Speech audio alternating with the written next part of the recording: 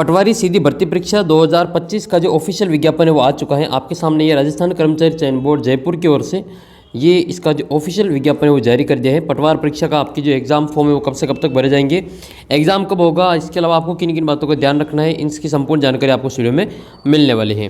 तो ये आपके सामने है ऑफिशियल विज्ञापन पटवारी सीधी भर्ती परीक्षा 2025 वाला। तो इसकी पीडीएफ आपको अपने व्हाट्सअप ग्रुप और टेलीग्राम ग्रुप में मिल जाएगी। आप वहाँ से इसको डाउनलोड करके अच्छे से इसको पढ़ सकते हैं। साथ ही अगर आप इस जो पुराने पेपर के जो आप टेस्ट देना चाहते हैं आरपीएससी और आरएसएसबी बोर्ड की, तो पुराने पेपर के जो टेस्ट की जो टेस्ट सीरीज है वो आपको ऐप के ऊपर उपलब्ध है मात्र 49 रुपये में। अगर आप उसको ज्वाइन करना चाहते हैं तो आप ज्वाइन कर सकते हैं ऐप के ऊपर जाके। उसमें आपको पीवाईक्यू के जितने भी पेपर हुए हैं टॉपिक वाइज आपको वहाँ पे मिल जाएंगे।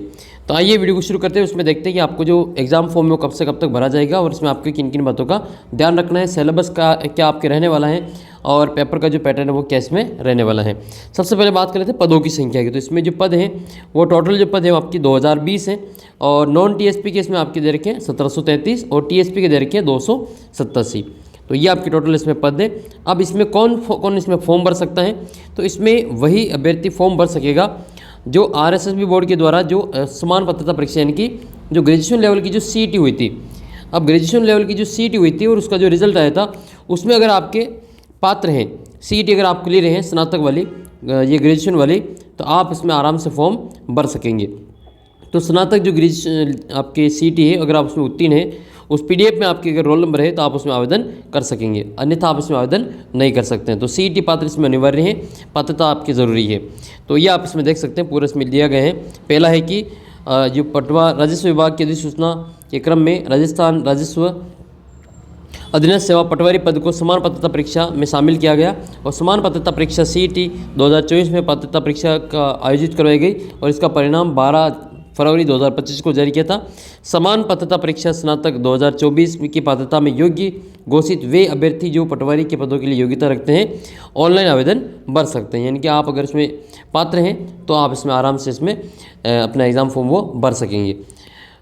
इसके अलावा आप अगर एग्ज़ाम दे सके तो ही आप इसमें पेपर के लिए आप इसमें अप्लाई करना। बाकी फिर इस बार जो पेनल्टी का सिस्टम भी लगाया जा रहा है तो वो भी आपको इसमें थोड़ा सा ध्यान रखना है। कई बार क्या होता है कि अभ्यर्थी इसमें फॉर्म तो भर देते लेकिन एग्ज़ाम देने नहीं जाते। तो आरएसएसबी बोर्ड ने ये एक नया इसमें शुरू किया है कि अगर आप इसमें फॉर्म देके आप उसमें एग्ज़ाम में अप्लाई नहीं करेंगे यानी कि अपेयर नहीं होंगे तो आपको इसमें फिर जो डीबार किया जाएगा या फिर आपके अगले फॉर्म जब भी आप भरेंगे तो फिर आपको पेनल्टी दी जाएगी, लेनी पड़ेगी।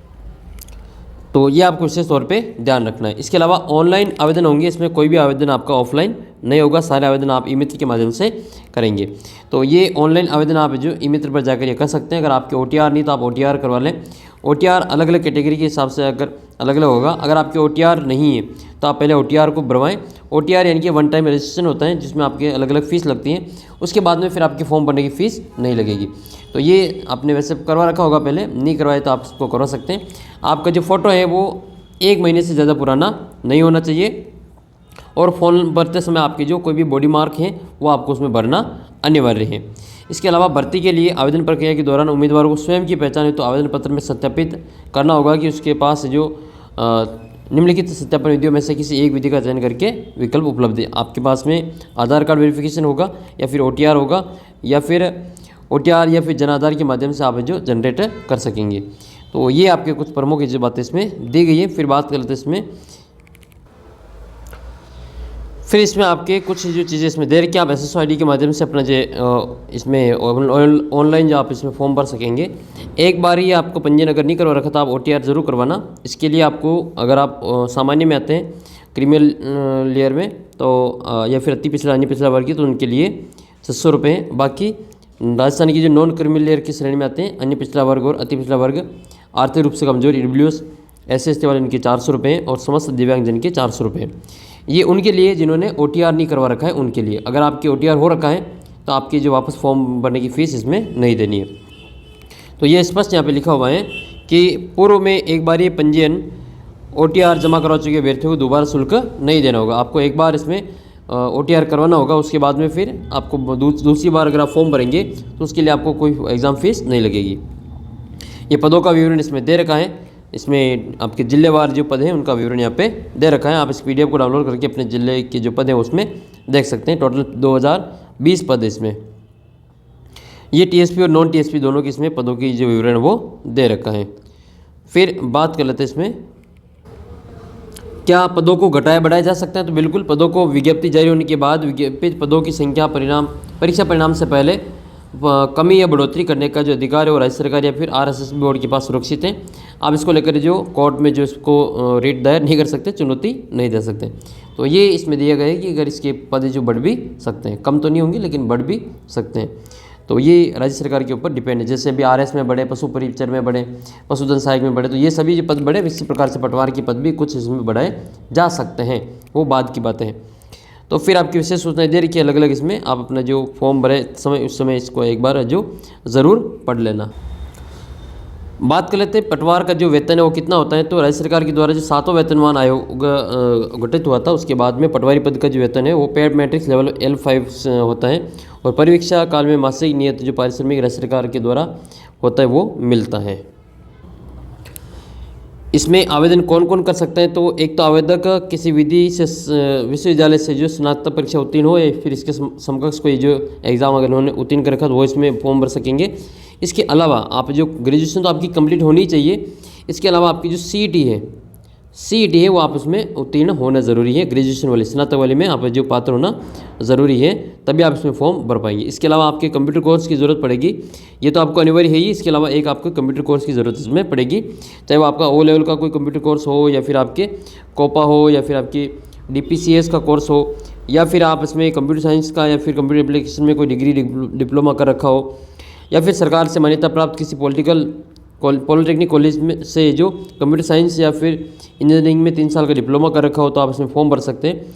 या फिर किसी विश्वविद्यालय सरकार द्वारा मान्यता प्राप्त किसी संस्थान से इंजीनियरिंग एवं तकनीकी की किसी भी ब्रांच में आपकी डिग्री हो या फिर आप सबसे ज़्यादा जो आपके रहेगा वो RSCIT का होगा, है ना। जो जितने भी कैंडिडेट इसमें फॉर्म भरेंगे अधिकतर इसमें RSCIT वाले फॉर्म भरेंगे। तो अगर आपके जो RSCIT का कोर्स है वो हो रखा है ना, तो उसमें प्रमाण पत्र अगर आपके हैं तो आप इसमें फॉर्म भर सकेंगे। या फिर आप जो किसी मान्यता प्राप्त जो माध्यमिक शिक्षा बोर्ड से उच्च माध्यमिक परीक्षा में एक विषय में कंप्यूटर साइंस या कंप्यूटर एप्लीकेशन का उच्च माध्यमिक प्रमाण पत्र आपके पास में हो तो भी आप इसमें फॉर्म भर सकेंगे।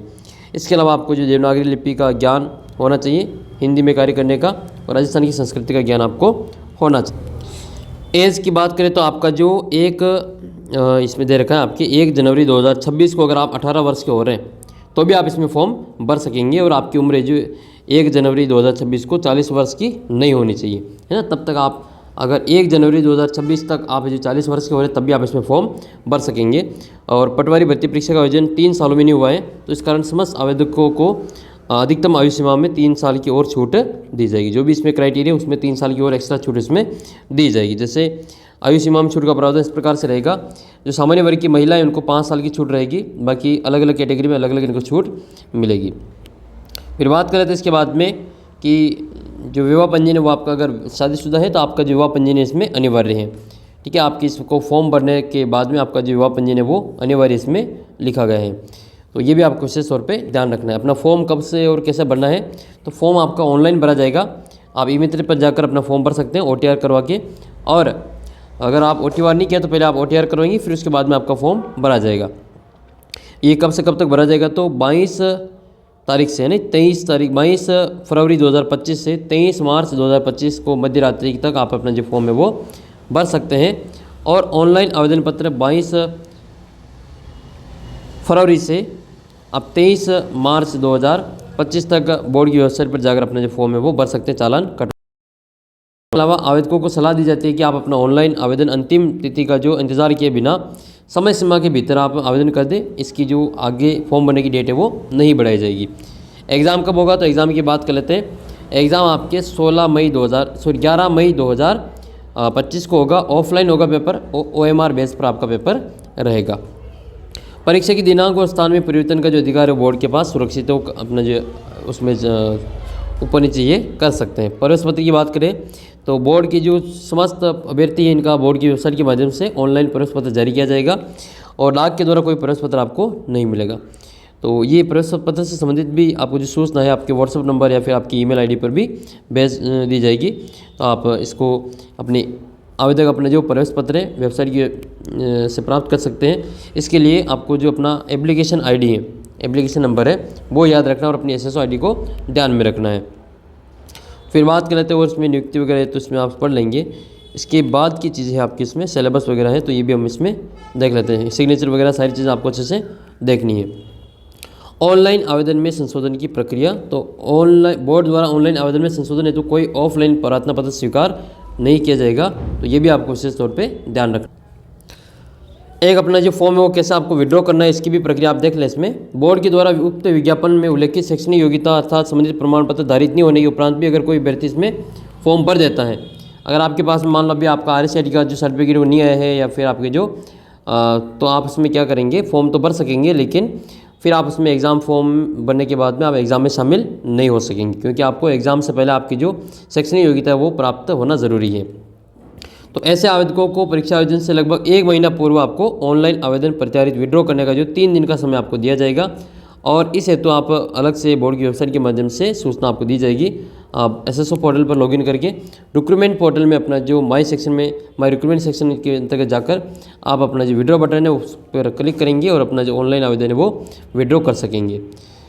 विज्ञापन के अनुसार वांछित योग्यता नहीं होने के बावजूद भी अगर आप अपना फॉर्म विड्रॉ नहीं करते हैं तो इसके लिए आपके बोर्ड की जो कार्रवाई होती है उसके लिए आप जांच होती है उसके लिए आप जो तैयार रहें, तो कार्रवाई की जाएगी, इसके लिए आप थोड़ा सा इसमें ध्यान रखें। फिर बात कर लेते हैं इसमें पटवार परीक्षा जो होगी उसका स्कीम क्या है। तो टोटल आपके इसमें 150 आपके नंबर के 150 तो क्वेश्चन होंगे और 300 नंबर का आपका पेपर रहेगा। जीके जो होगा इंडिया जीके जो होगा जिसमें आपकी जनरल साइंस है, history, political, geography of India, general knowledge और करंट अफेयर्स, ये लगभग आपके 38 प्रश्न आएंगे 76 नंबर के। राजस्थान का जीके कितना होगा, 60 नंबर का होगा और 30 प्रश्न पूछे जाएंगे। फिर बात कर लेते हैं हिंदी और इंग्लिश की, तो 15 क्वेश्चन आएंगे, 15% इसका वेटेज है और 22 क्वेश्चन आएंगे 44 नंबर के। फिर बात कर लेते हैं इसमें मेंटल एबिलिटी, रीजनिंग, गणित की, तो ये 45 क्वेश्चन आएंगे 90 नंबर के। इसके बाद में बेसिक जो कंप्यूटर है वो आपके 15 क्वेश्चन आएंगे 30 नंबर के। इस प्रकार से आपके टोटल 300 नंबर का पेपर होगा जो 150 क्वेश्चन आपके पूछे जाएंगे। ये आपके क्वेश्चन के नंबर दे रखे हैं। सबसे ज़्यादा वेटेज आपका इसमें किसका है, तो रीजनिंग का वेटेज इसमें सबसे ज़्यादा है, जिसकी कमांड रीजनिंग पर और इंडिया जीके और इसमें रहेगी, तो वो आप इसमें मेरिट में उसका जो क्रमांक है वो सबसे ऊपर रहेगा। ये भी आप विशेष तौर पे ध्यान रखें, रीजनिंग पे ज़्यादा क्वेश्चन पूछे जाएंगे। सेकंड नंबर पे आप वेटेज आएगा इंडिया जीके का और थर्ड नंबर पे आएगा राजस्थान जीके का, फिर उसके बाद में आएगा हिंदी और इंग्लिश का और उसके बाद में कंप्यूटर का। ये सारी चीज़ें वेटेज को ध्यान में रखते हुए आप अपनी तैयारी सुनिश्चित करें। इसके अलावा अगर आप PYQ करना चाहते हैं पुराने पेपर RSSB बोर्ड के, तो पुराने पेपर में से ही क्वेश्चन आपके रिपीट हो रहे हैं हर बार, तो आप उसमें पुराने पेपर के लिए अपने ऐप के ऊपर जो टेस्ट सीरीज उपलब्ध है 49 रुपये में, वो आप ज्वाइन कर सकते हैं। उसमें आप जो रोजाना उसमें टेस्ट दे सकते हैं। मिलते हैं आपको अगले वीडियो में। इसका पूरा सिलेबस जो है वो इस प्रकार से रहेगा ये, और कौन कौन सा टॉपिक है सिलेबस में इसका अलग से वीडियो आपको मिल जाएगा। चैनल को सब्सक्राइब करके वो सारे वीडियोज़ आप वहाँ पे देख सकेंगे। अपना व्हाट्सअप ग्रुप जरूर ज्वाइन कर लेना ताकि आपको और इसकी अपडेट यहाँ पे मिलती रहेगी।